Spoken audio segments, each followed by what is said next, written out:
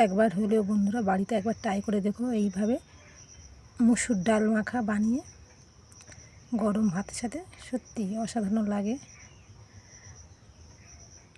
ডাল তো আমরা অনেক অনেক রকমভাবে বানিয়ে খাই, একবার হলো এইভাবে বানিয়ে দেখো, সত্যি অসাধারণ লাগে। এইরকমভাবে মুসুর ডাল মাখা বানিয়ে দেখো বন্ধুরা, গরম ভাতের সাথে একদম জমে যাবে।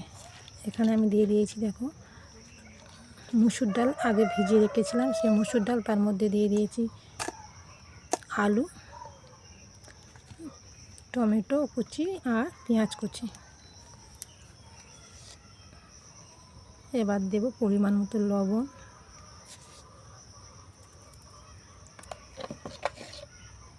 কালারের জন্য একটু হলুদ গুঁড়ো,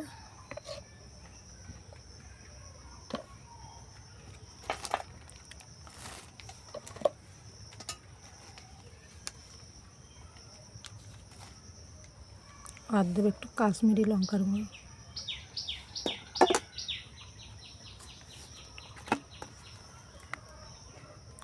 অল্প একটু সরিষার তেল,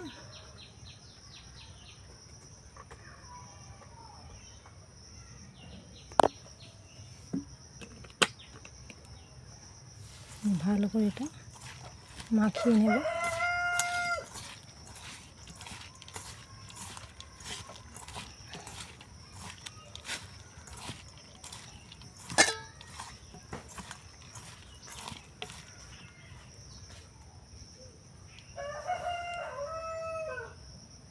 ডালটা আমি কড়ার মধ্যে দিয়ে দিয়েছি, দিয়ে এটা কিছুক্ষণ নাড়তে হবে, টমেটোটা যতক্ষণ না গলে যায়। টমেটোটা গলে গেলে দিয়ে দেবো পরিমাণ মতো জল।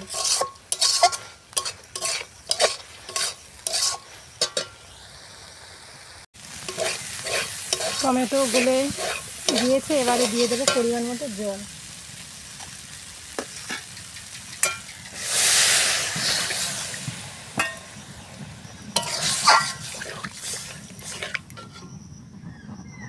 একটা কড়া বসিয়ে দিয়েছি, তার মধ্যে দিয়ে দিয়েছি সরষের তেল, দিয়ে দেব গোটা জিরে, শুকনো লঙ্কা,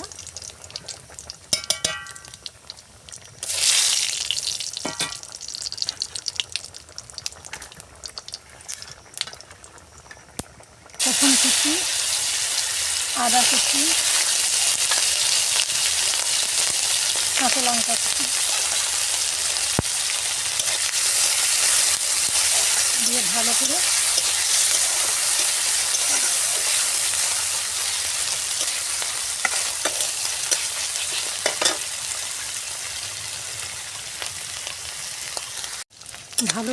মশলাটা কষিয়ে নিতে হবে।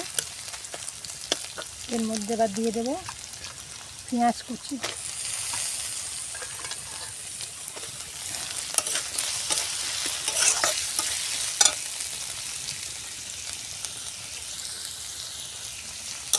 পেঁয়াজটা ভালো করে লাল লাল করে ভেজে নিতে হবে।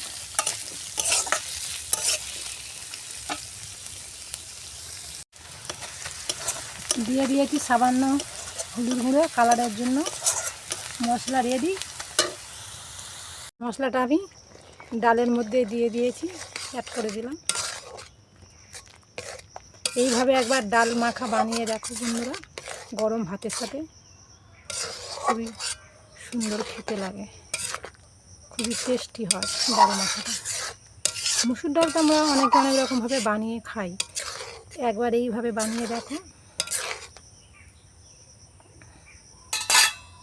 ধনে পাতা থাকলে তোমরা ধনে পাতা কুচি দিতে পারো। আমি এবারে দেবো একটু স্বাদ মতো চিনি,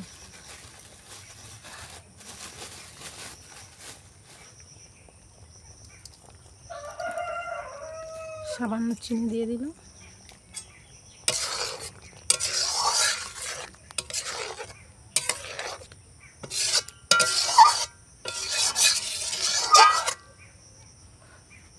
ডাল মাখা আমার রেডি।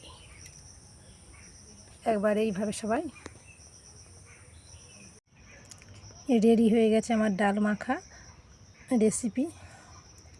গরম ভাতের সাথে জাস্ট অসাধারণ লাগে খেতে, খুবই টেস্টি হয়। একবার এইভাবে বানিয়ে দেখো, তোমাদেরও ভালো লাগবে।